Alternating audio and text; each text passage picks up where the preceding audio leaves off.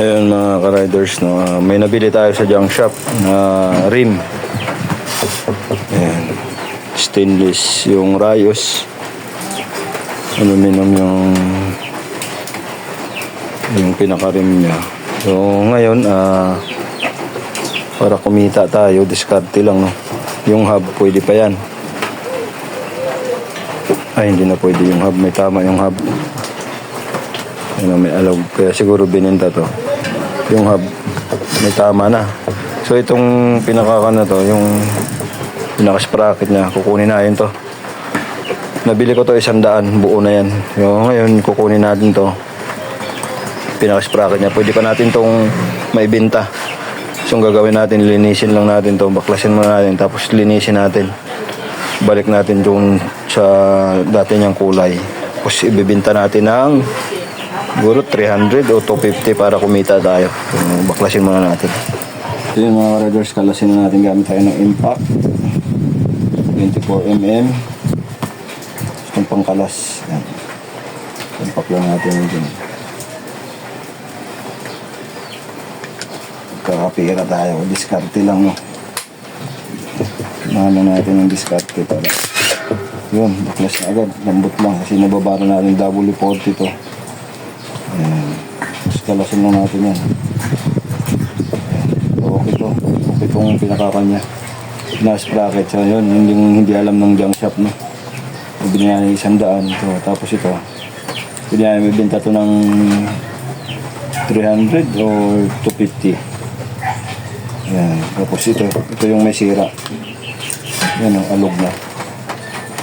Ayan, alog na siya. Kaya siya bininta. So, kikita na tayo dito sa alum pag pinaklas natin to. Tapos yung hub, alum rin yan. So pag bininta natin ulit sa junk shop yan, dubli-dubli yung kita natin. So ito, lilinisin natin. Pakita ko sa inyo mga riders pagbabalik sa dati niyang anyo, no? So yung mga riders, gamit lang tayo ng pin thinner. Kuskusin na natin yan. O steel brush, nabalik ko yan sa dati niyang alindog. Ayan o.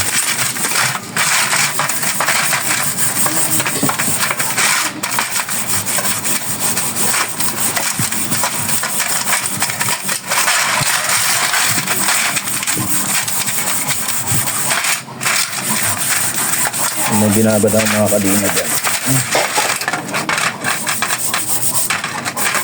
So, nakuha natin sa mga bike iba para, ayan o, mga kadina yan. Binabad ko lang rin para matanggal yung mga kalawang. Binabad ko sa kubo.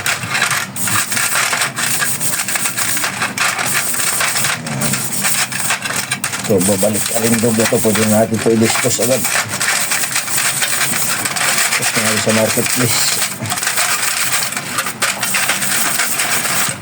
Pera tayo, may pera sa junk shop mga riders, no? Ito marunong ko lang tumingin-tingin kung anong pwede pa. Linisin nila muna.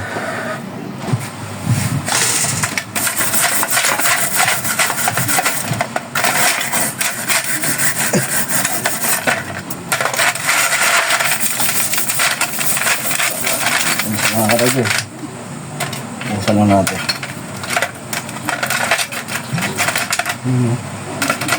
Oh, ano masasabi nyo dyan?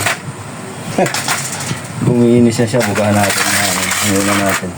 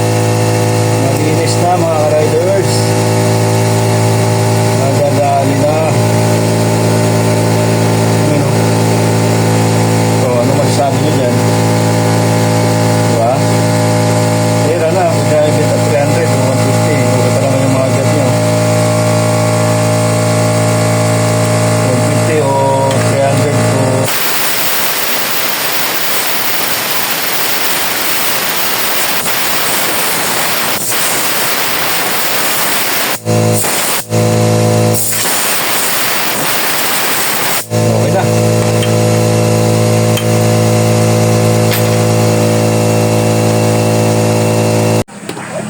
Ayan mga riders, hindi na talaga matanggal itong mga mancha.